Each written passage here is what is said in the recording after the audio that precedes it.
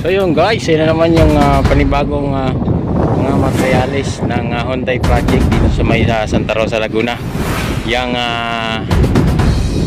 apat na container van, no? At yung iba naman open. Yan guys, yan dito sa harapan natin. Maraming salamat po sa inyo lahat. No, mega love shout out ulit tayo kila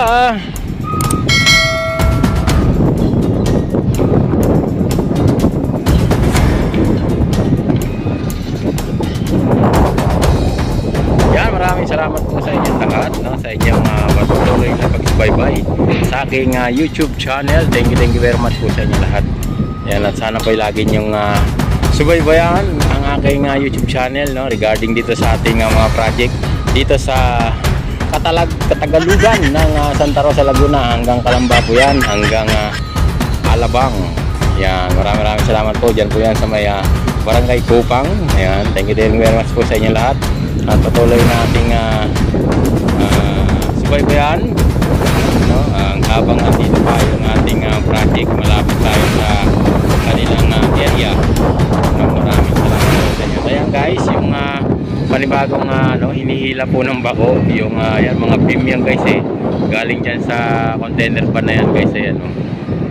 Yan, lalaki niyan guys, no? Medyo malayo lang dito sa ating area, sa ating kinatatayuan, yung kanilang area na activity po ngayon na yan, kung gaano kalayo.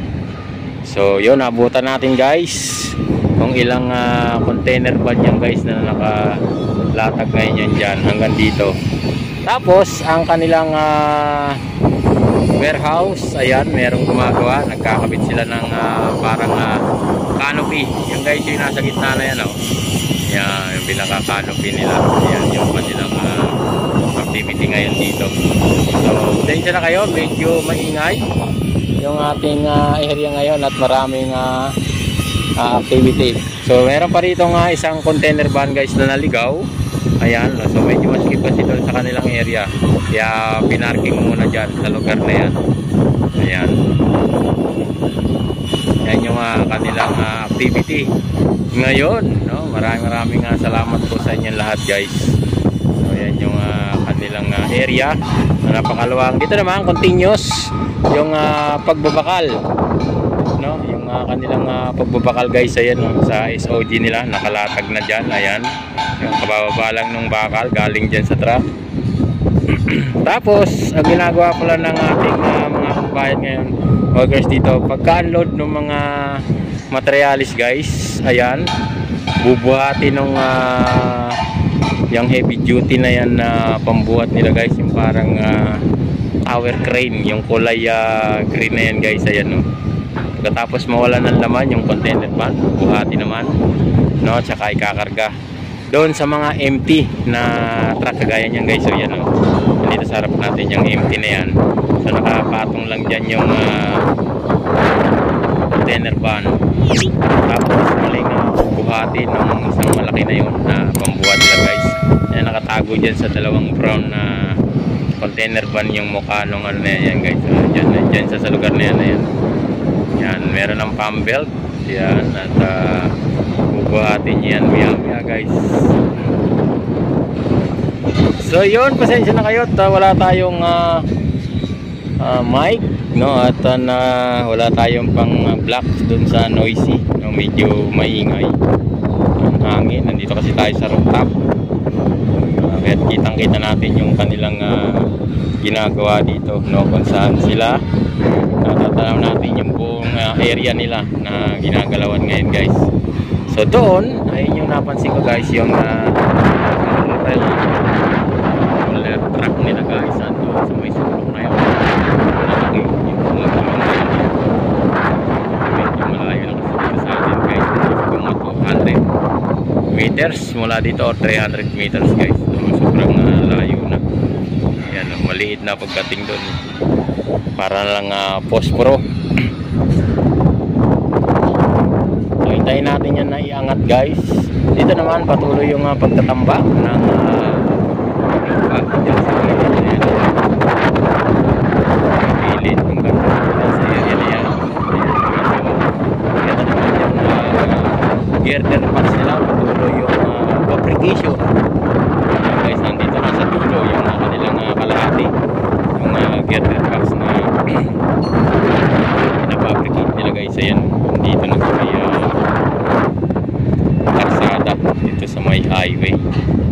So yan na yung kanilang inuunti na fabricate. So dito naman, yan patuloy yung paglalatag ng bakal. Yan yung kanilang SOG. Yan, mahaba rin yan guys hanggang dun sa may kanilang silo. Yan yung kanilang silo guys. So ano lang natin pati, zoom lang natin yan. Yan yung kanilang silo.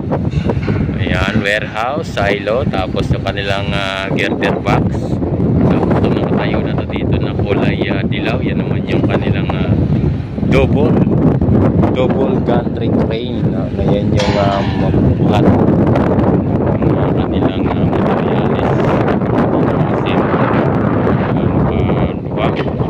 At gaano bilis yung kanilang ano rito guys, napakabilis ng kanilang production dito, no. Talagang nakalatag na lahat, no, naka-prepare, nakalatag na. Ayan, talagang bilis yung kanilang dito. Ayan na sinusubukan guys yung pangbuhat ng double gantry crane. Medyo malayo lang dito natin. Ayan, iba yung kulay yan, yung malakad na maliit na yan guys, yung pula. Ano nila pangbuhat ng mga materialis na kayang buhatin. So ayan, hintayin natin, tabayan na natin yung container van na iaakyat, no? Medyo mainit, tis-tis lang tayo guys na